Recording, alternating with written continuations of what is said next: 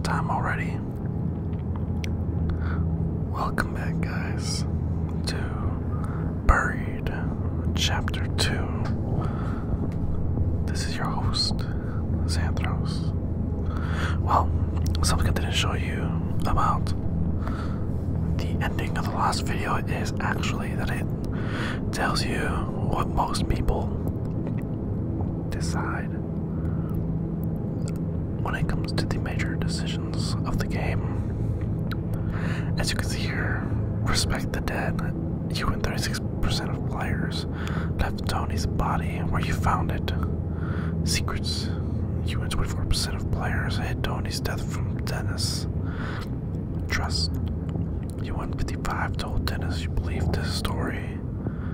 Curiosity, you and 75% of players went to investigate the ringing sound. Teamwork, you and 64% of players decided to bring Dennis with you. This is pretty cool. I'm a little surprised that a lot of people didn't leave Tony's body where they found it. But you know, everyone's different. So I hope you guys can relax and kick back. Turn off your lights if you want to. Get yourself comfortable and get ready for another playthrough. Well, continuation of a playthrough as we begin in Chapter 2.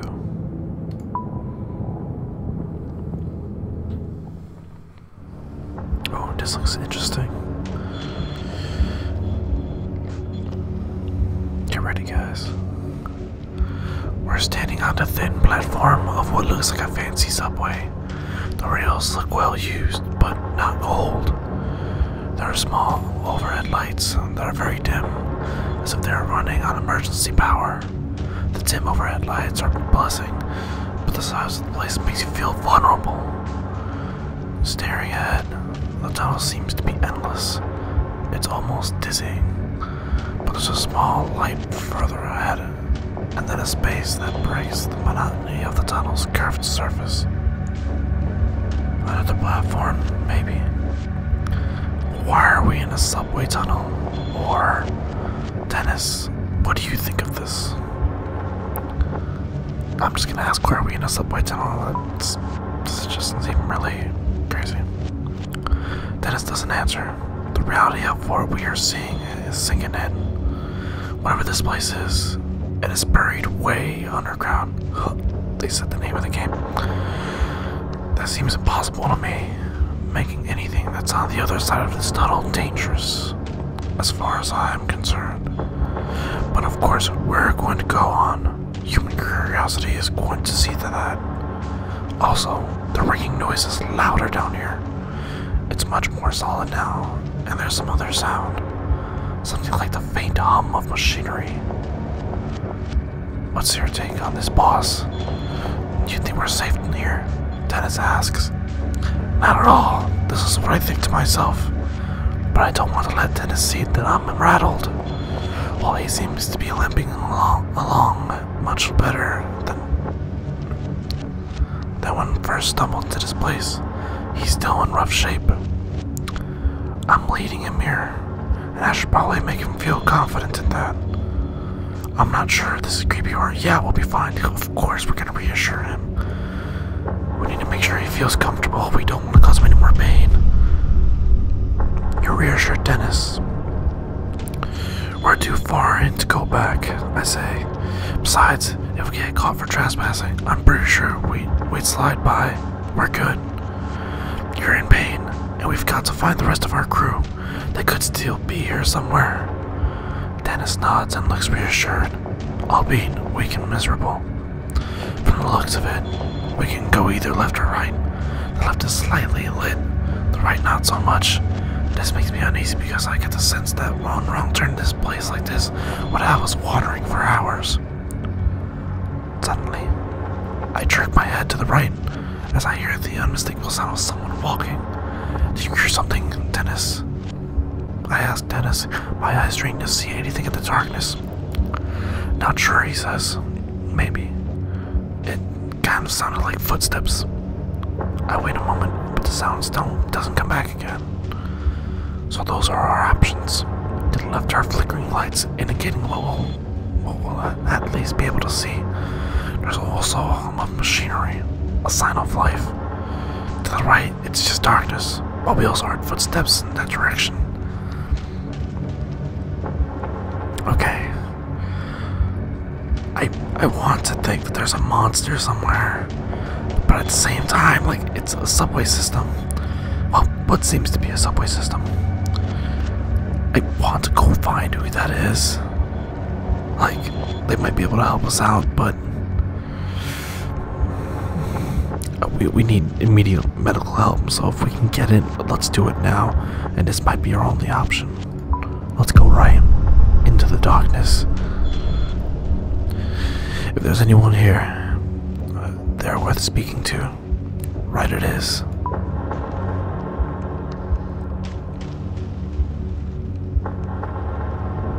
This looks eerie. Super eerie. I'm not liking this. I just got shivers. As we leave the glow of electric lights, things instantly start to feel a bit more sinister. I look at Dennis, injured in injuries again. The gash along his side is inflamed now, and while the bleeding seems to have stopped, the amount that has soaked into his pants and shirt is beyond alarming. How much further can you walk? I ask him.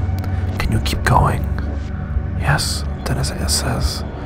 Let's walk into the deep, dark tunnel that has no business being here. He's right. The direction we find ourselves in feels thick, like walking in syrup. I am reminded of the fear I felt as a child when I had to go into the basement to fetch tools for my dad. I was sure there was snakes or spiders or monsters of unimaginable horror lurking down there. I feel that same way here, walking through the tunnel. That's when I see a human figure, far back into the tunnel, silhouetted in the faint light at the end. He's standing on some other platform up ahead and likely can't see us. It looks like he might be holding a gun, but it's too dark to be sure. Okay. Like if it is a bandit or like someone, you know, like a thief or something, like we got nothing. We're literally hurt. And like I said, if there is someone down here, they may know who it is. Hell, it might be one of our crew. I don't know if anyone of them carries a gun, but either stay quiet or yell it out. Yo, I'm gonna yell out to this dude. Hey, who's there? My voice echoes through the tunnel, bouncing endlessly off the walls. The figure turns toward us and freezes like a deer sensing danger. Why the hell did you do that? Dennis whispers to me. We don't know who that is. We don't know where we are. I don't know, I say. Maybe we can answer some questions. But that doesn't happen. The person can't see us in the dark, and after a moment, the figure rushes away through the door up ahead. Well, I say that was no use. Okay, this is a subway tunnel. It's almost clear now. As we head further into the tunnel, we reach another platform. There's light coming from the platform, but like the overhead lights, they're dim, red emergency lights. I start to wonder if the explosion at the logging site caused a power outage in this place, whatever this place is. The ringing noise that I originally thought was in my head is getting louder. I'm starting to think it's some sort of alarm. When we come to the large open area ahead into the tunnel, it further resembles a subway station. As much as I try to ignore the reality, it's undeniable. We have stumbled onto some sort of high-tech transportation system that is buried beneath the forests of Kentucky. It makes absolutely no sense and creates an entirely new sort of fear as to what the hell we have just walked into. I notice that Dennis seems confident though. When we reach a large opening, we have to climb over the rails and onto the platform. I have to help Dennis over the rails, and then up the small utility ladder that is bolted into the opposite side of the travelway. When he reaches the large open area resembling a subway waiting area, he collapses onto the floor and lets out a heavy breathing. You know what? Dennis says, exasperated. This is ridiculous. I quit. I'm not going any further. On top of worrying about my crew and the madness of whatever we are, I'm not in the mood for Dennis to act like a baby. Okay, we need to keep moving. I want to push him, but then again, the bleeding has slowed down. No, he's a tough man. He needs to pull it together. I'm ashamed that I'm getting irritated with him. Oh, you think I'm just relaxing here? Yeah, sarcastically. Sorry if I'm slowing your progress. Great plan you got here, by the way. Your responses make my blood boil. I don't need this shit from him right now. That's for sure. Yank him up by the collar, help him up slowly. Like, I'm not gonna be an asshole to the dude. I'm gonna help him out. So I'm gonna help him up slowly. But I'm gonna be stern. I can't stand the guilt anymore. A sappy apology comes out from my mouth before I can clamp my lips down against it. I'm sorry I lost my temper, I said. It was uncalled for, but I'm under some stress here, and I'm sure you can understand. He hesitates for a moment, and I'm sure that he'll ignore me, but he surprises me. I get it, he says. Apology accepted. As for me, sorry for being a jerk. Apparently bleeding out makes me kinda high-strung. Dennis is always high-strung about too harsh words. Dennis is always high-strung and about too harsh words away from trading punches with someone, but I keep that to myself. We exchange an awkward look, put it behind us. It is no different than some arguing we might have had on the job site or over a few beers. One thing is for sure, I'd much rather be arguing with him over a few beers than here, in this nightmare. I reach down, help him to his feet, and then we get ourselves up to the platform. Right in front of us, there's an entrance to a long hallway, exiting the platform area. It's at this point that I realize that these red emergency lights might be beyond for someone else who is actually supposed to be here, like that guy I saw earlier, standing on the platform. Okay, I need to yell out. I need to make sure. Well, then again, he didn't help us out in the first place. No, we're gonna stay quiet this time. One moment, guys. I get a drink of water. I'm surprised Dennis is, still cooperating with us, but hell, there's just some bonding we got here.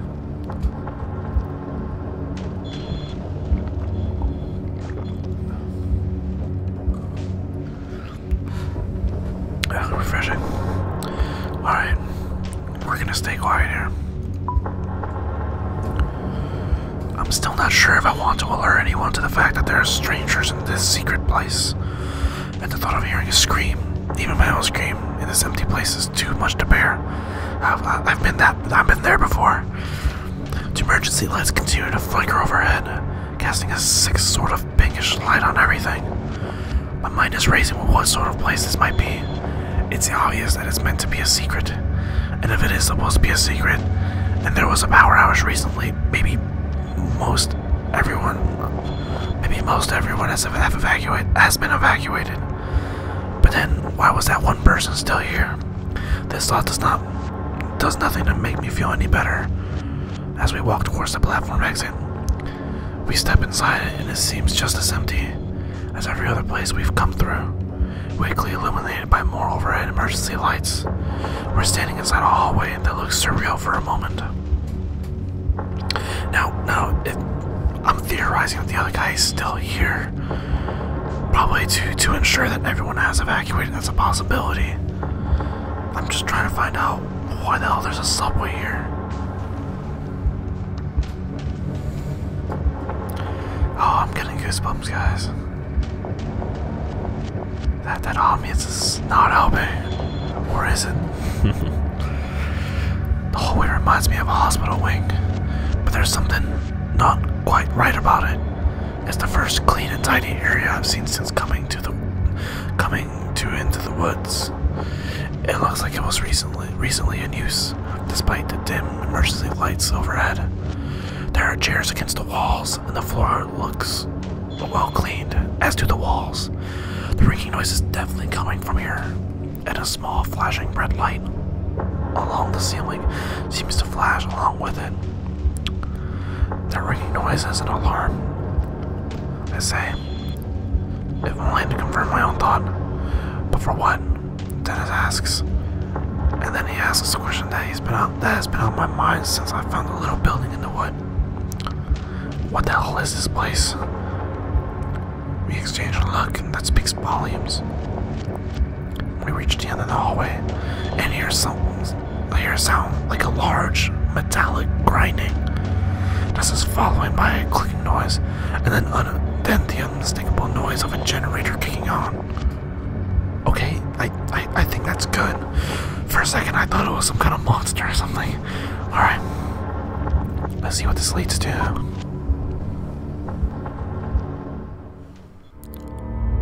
Oh, the ambience has changed. Without warning, the facility jolts to life. The red glow of the emergency lights is suddenly replaced by bright white fluorescent ones. The mechanical hum is oddly comforting. Somehow, the power being back on urges us on. It is then that I notice the ringing noise has stopped. So it had been an alarm. But for what? Just the power failure. We head down the hallway, the electric hum of the lights sounding eerie overhead. Other than that, the place is dead, quiet. The hall is about 100 feet long, with two main doors. One door opens to a large room that looks like a conference room with a whiteboard and papers strewn about. Across the hallway, another door looks like a laboratory of some sort. Dennis slumps against the wall in the feet and lets out a scary sounding chuckle. Something funny? I ask as a dark, brooding panic starts to grip me. Dennis just keeps chuckling and he slides down to the floor. I'm just gonna sit here while you look around. There's a look in his eye that reminds me far too much of a dead animal on the side of the road. Okay, at this point my first concern is Dennis.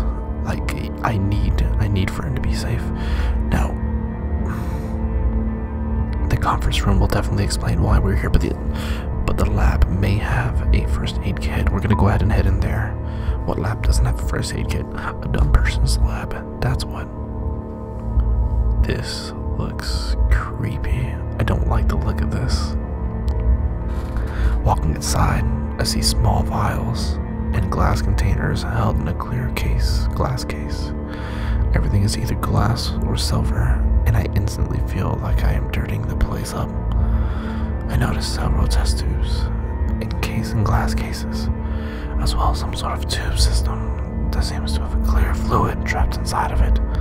In the back corner, I find a laptop in screensaver mode. Okay, the test tubes aren't gonna help me. I need to look at the laptop real quick. I hit enter key, and a plain gray background pops up. There are several icons and folders to choose from. I click on the folder labeled Test 1.5 Ethos. A few documents are filled with formulas and names I mostly don't understand, but there are some things that are easy to understand, things that make my blood go cold. Subject number 6. Cause of death: embolism or aneurysm, or both. Ideas for new delivery mode: spherical, liquid, question mark. Induced comatose state first. Terracos co dot equals possible plutonium supplier. What in the world does that mean? Something was being experimented on. I might as well look at the tubes. The only other option is the exit, so I want to check this out. I can't help but check out the test tubes. They're all filled with varying green and light blue fluids. One of them looks to have some sort of glowing turd resting in the bottom of it. Another holds what looks like a grasshopper submerged in liquid, only it's the strangest grasshopper I've ever seen. At first, it looks like it's expanding and contracting like a blowfish. Then it contracts so much that it vanishes completely. As I look closer, it springs back into existence in a completely different test tube. What? Test tube? And I'm embarrassed when I actually jumped back. I take another look around the lab, trying to piece together what might have been taking place here. I smell some sort of chemical in the air, and it makes me think that someone used this lab recently. Outside in the hallway, I hear Dennis grunting. I head out of the room to see him still seated on the floor, but I don't get very far because as I exit, a man comes rushing around the corner with an automatic rifle in his hand. What in the world is going on? We just witnessed a strange alien grasshopper practically teleport. Oh god, this is some Area 51 stuff right here. I'm not liking the sound of this, guys. I'm really not. It's hard to look beyond his rifle, but the man carrying it is young, with messy, dark hair. His skin is so pale that I wonder if maybe he lives down here. He has the look of a guy who's been coped up for a little too long. He doesn't seem like the kind of person I trust with a gun in a stressful situation. He sees us in the doorway. He screams and brings the gun up. It is aimed directly at my head. Dennis jumps up and stands next to me, like he's ready to run for it. I recognize him by his height and build. He's the person I could barely see back in that dark tunnel.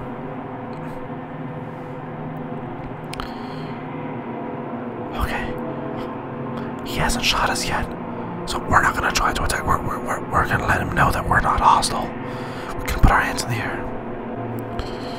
I put my hands in the air, surprised at how natural it feels to go into this surrender state. Maybe it's because this feels like a dream. Maybe it's because I feel like I'll snap awake if this maniac pulls the trigger. I recognize you. You stomped around and set off the security mics in the entrance. What? I ask, unable to think of anything else to say. Who are you? The man asks. Did you do this? The man eyes us both, and I see something in his eyes that unsettles me. He is scared. But there's something else. We're just loggers. I mean, it's gonna believe us. But if we say we're nobody, he's...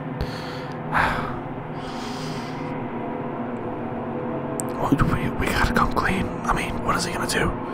I mean, if he wants to shoot us, he would have already. His eyes look distant for a minute, and then he says, bullshit. But for some reason, I'm pretty sure he knows I'm telling the truth. Someone knocked the power out, the man says. It's back on now, but if it was out long enough, well, we're in a heap of trouble. Was it you who sent you in? Was it you who sent you? Look, we don't know what you're talking about, Dennis says. Something happened out in the woods. Are you alone? Are there others with you? The armed man asks, thrusting the gun into my face. How the hell did we get into this situation? I think to myself, if only I'd left that damn ringing noise alone, we wouldn't be here. I'm not really sure if we want to give this guy information yet. We don't know anything about him. Then again, he might have answers. Now I'm curious what would have happened if we didn't go towards the ringing noise. If any of you guys have played this or plan on playing it, let me know. Leave a description. Leave a comment down below, and let me know if you guys did something different. Let me know what they did. One moment, guys.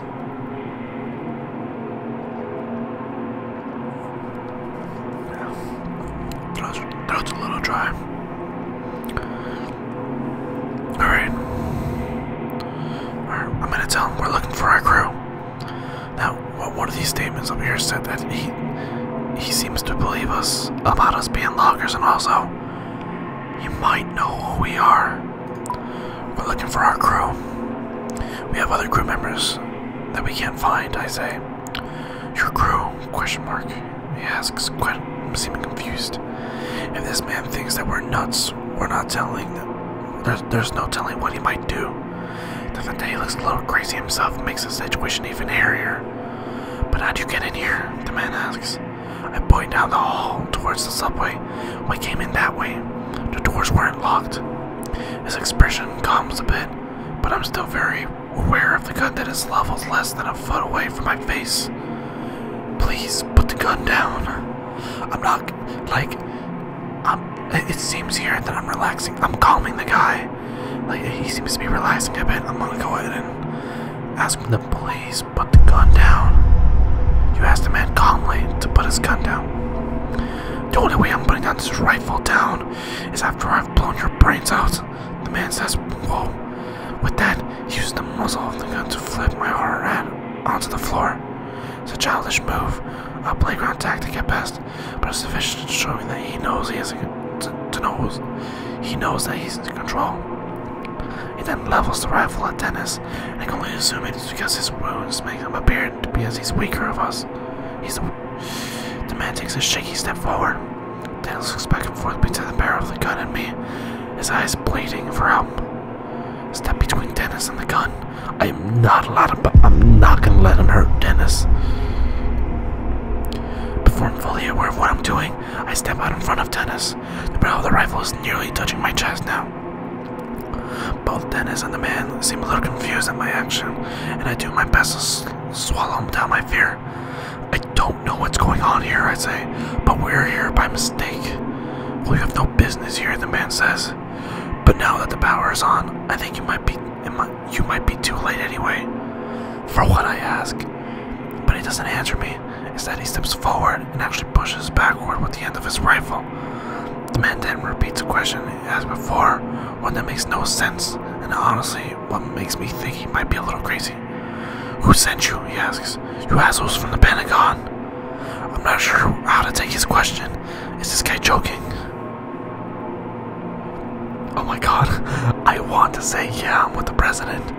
Or, no, what the hell are you talking about? Oh my god, I want to say, yes, I'm with the president. I'm so tempted. Wow. Buckle up, boys and girls. We're going for a crazy ride. Yeah, I'm the president. The hard man looks as if someone slapped him. You think I'm playing? He asks, jabbing me with the barrel of the gun. You think I won't blow your head off? Still, his grip on the gun is as tight as ever. The look on his face makes me think he'll shoot at any moment. You both stand still. Sooner or later someone will come along and I'll turn you over. He again thrusts the gun forward as if it has an invisible bayonet on it. There's no need for that, I tell him. I have no guarantee that he won't pull the trigger. Look, Dennis says, we don't want any trouble. We're just as confused as you are. Then in a moment so fast that I just about miss it, Dennis lunges forward. I have no idea how he is moving so fast. Just 30 seconds ago I was worried about how close to death he looked. But now he's moving lightning fast. His left arm coming around the barrel of the gun like a club. In the commotion, the man does pull the trigger. The booming noise is deafening, and there's a moment where I think I've been hit. It takes the clanging noises off the ground and tearing onto the floor, and my feet help me realize that I have not been shot. I look to the floor and see where the shot missed my right leg less than 3 inches. I'm paralyzed and shocked for a moment as Dennis and the man fight over possession of the rifle. There's a fire extinguisher on the wall, and I can use as a bludgeon, but I might not have enough time to grab it before Dennis is overpowered.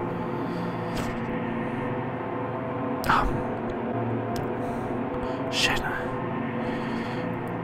gonna grab the fire extinguisher. It's the only secure way to get him off. Come on. I take a chance, dashing for the fire extinguisher, but my husband gives the man enough time to pop Dennis on the side of his head with a rifle. As I hear Dennis wail with pain, I rip the extinguisher from the wall and instantly lift it off my head. The man realizes what I'm doing as I come barreling across the room, but he's too late. I bring the extinguisher down quick. He doesn't have time to adjust the rifle for a clear shot. All he can do is partially block the blow, which he does poorly. I hit him between the neck and the shoulder, along his right side. He hollers out and falls awkwardly to the ground.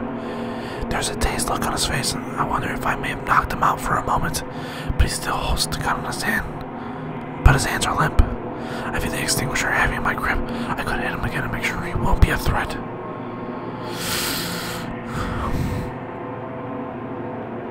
Shoot. In this situation. Oh god. I would keep hitting him just because he's a threat.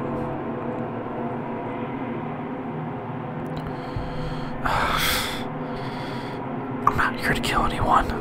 Leave him alone. You took it easy on the man. He's definitely out now. No threat. Or at least that's what I think. But he surprised me by mustering out one more swift kick in my direction, connecting with my forehead. My eyelids swelled to the size of a grape almost immediately. It seems like this last attack is more to spite me than to defend himself. I stumbled back and rated myself for another round of blows, but just slouches into the floor. He's done. Dennis grabs the rifle and instantly hands it over to me. I take it with shaking hands. He's still wincing from where Marcus knocked him while I head for the. I'm sorry. He's still wincing from where Marcus knocked him while I head for the fire extinguisher. Marcus knocked him. I can't believe you stepped between me and the gun, Dennis says. He could have killed you. I was pretty sure he wouldn't, I say, although I had no such thing. Still, thanks, man. That was some heroic stuff. You would have done the same, right? Dennis says nothing. His eyes look to the floor. What do we do now, boss? He asks. We covered this more, and I want answers. I sense that Dennis does too. I walk over and pick up my hard head off the floor. After placing it on my head, I turn towards the man. We get answers from this guy. No answers, the man says. I don't have any. Next time, I won't just hit you, I say, plunging the rifle towards him. Now get up. He obeys quickly. His legs are wobbly, and he leans against the wall for support. I can feel my swollen eyelid from where he kicked me earlier. I just hope it doesn't get so bad that it affects my sight. Okay, let's move, I say, pointing the gun further down the hallway. We've come this far, and I'm not going to let this guy stop us. We walk down the hall until we come to the end.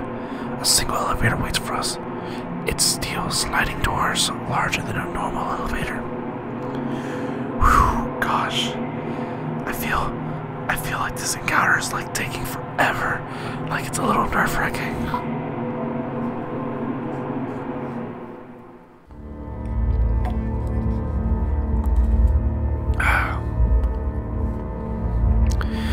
Before I get into the elevator with this guy, I think it's wise to learn a bit more about him.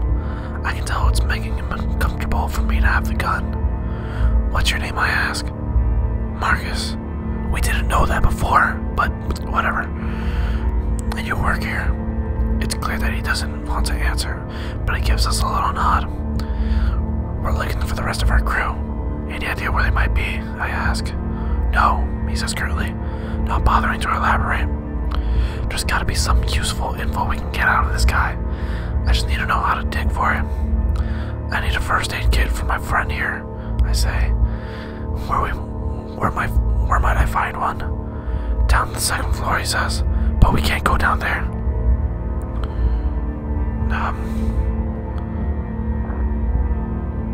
I ask him,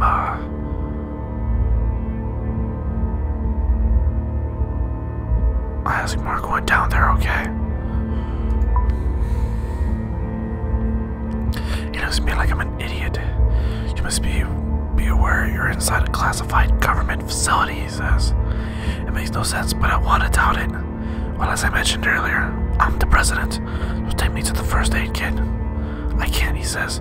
You don't have clearance. Hell, I barely have clearance. Then seemingly to himself, he mutters, I make this place run. And not even thank you. Just a bunch of restricted access rooms that I'm only allowed to go in with a friggin' chaperone. I interrupt his monologue. We're going to that first aid kit. I could lose my job, he says. I wonder for a moment what sort of trouble I could get in for hitting a government employee. This makes me glad I took it easy on him. Then again, he had come with us with a rifle. It makes me think that things have gone terribly wrong in this place. And the explosion in the woods, or whatever the hell happened, might be linked to it all. I need to convince him to take us to the second floor, but I'm not sure if we would be more productive to threaten him or ask for sympathy. At this point, I don't think sympathy is gonna work. We're gonna threaten him. Like, we've tried cooperating with him, but it doesn't seem to be working. I place a rifle to his head. Well, I don't have it in me to pull the trigger. I have no problem holding it there. Your job or your life, I say harshly. My swollen eye from there where we kicked isn't making me feel exactly generous. He looks at me sternly, weighing his options. This is a felony, he says, but I can tell he's not going to fight me anymore. Good. Now take us to the second level. With an interesting stare, Marcus walks to the elevator door, pushing a small keypad by the doors. He punches in numerical code on the keypad, and we can hear a slight mechanical hum behind the steel doors. After a few seconds of angry glances and frightened sneers from Marcus, the elevator arrives. The stair doors slide open with a whisper, revealing the interior. I'm sorry, but he doesn't seem to be cooperating. I can't give him any leeway. I'm at the walls now. Whew, okay. Exceptionally well lit, and it looks to be made of stainless steel. I have expected the thing to take off at the speed of light. There's another small keypad on the front right panel by the door with the options for 3 sub-level floors. Looks like this elevator doesn't go to the surface. So after we get a first aid kit for Dennis, how do we get out of here, I ask. We can't leave, Marcus says. Once the power came back on, the whole place was put into lockdown. What? I shouted. Can't you override it? No, it's to prevent anything from getting out. I can't. Marcus looks as deflated as Dennis. We can't get out. We're stuck here. Dennis leans into the corner and almost falls into the floor. He struggles for the rifle. He struggled for the rifle. It took a lot out of him. I can see that much in his face. Slowly, we start to move down. The hum and grind and the car's motors fill the space. Okay, saying, so are we stuck here forever? I don't think it's gonna help. What can you do? We're gonna ask him that. Marcus bristles at the question, but I think it's fair. I mean, he's not allowed to unlock the doors or even get medical supplies. Why keep a guy around who can't even grab a band-aid without permission? Without me, nothing would get done here. Marcus answers me. These people think they're so brilliant, but some of them can barely turn their computers on without help. The top coder in my class at MIT. And I'm stuck living underground, helping idiots who don't even trust me with keys.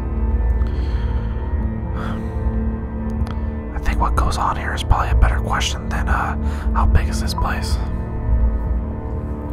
Marcus shakes his head. You may as well shoot me. I can't tell you. Why not? It's beyond classified, and the things I know don't even cover the start of it. Why does that matter? I asked, starting to get irritated. It means that even if I wanted to tell you what sort of work is done here, I don't know enough about it. Alright, I'm asking his job because how big is this place is irrelevant to me. I handle the IT work and make sure that the database are up and running. It's a 24/7 job. I haven't seen sunlight in almost a year. Well, I wonder what staying in a place like this for that long would do to someone's mind. I was recruited, he continues, because of the workload and no one else wants this job. But I don't really mind being by myself. No family. Plus, the IT, some crazy shit. Crazy how, I ask.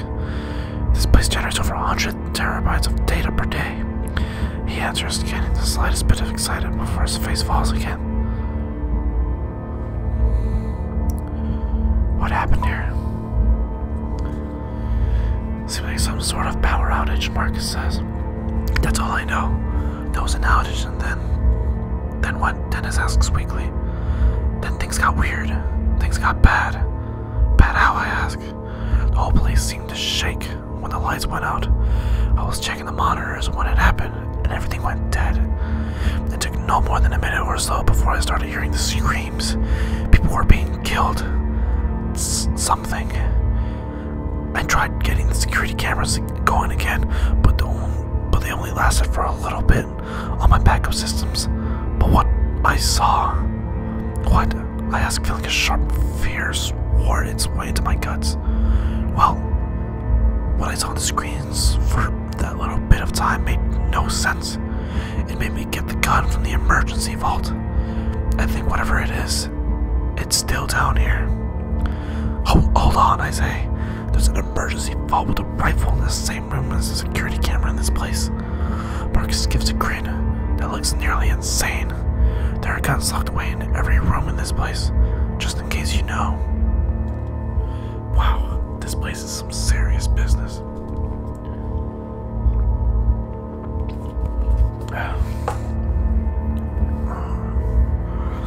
Just in case of what, or so we're still in danger. Okay, I'm assuming there's already a threat, some kind of monster. And it's better to ask, so are we still in danger? As he opens his mouth to answer, the elevator comes to stop it, and the doors slide open. Marcus is out right away, without a word.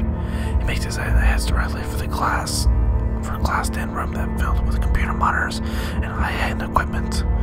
Dennis and I file out behind him, trying to keep up as we do. One very alarming question runs through my head. Oh, come on! What the hell kind of government facility keeps loaded guns and emergency vaults in every single room? Oh my god, this is the end of chapter 2. Dang it, we just got into the nitty-gritty. Oh my god, I have chills down my spine. So, Dennis, thank God, is still with us.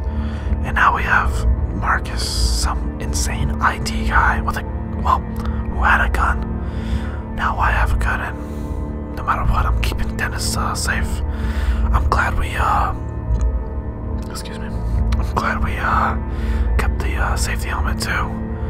But, I think we're doing really good so far. Alright. Well, here's where I show you what happens after, the chapter. Let's see what we got. End of chapter 2.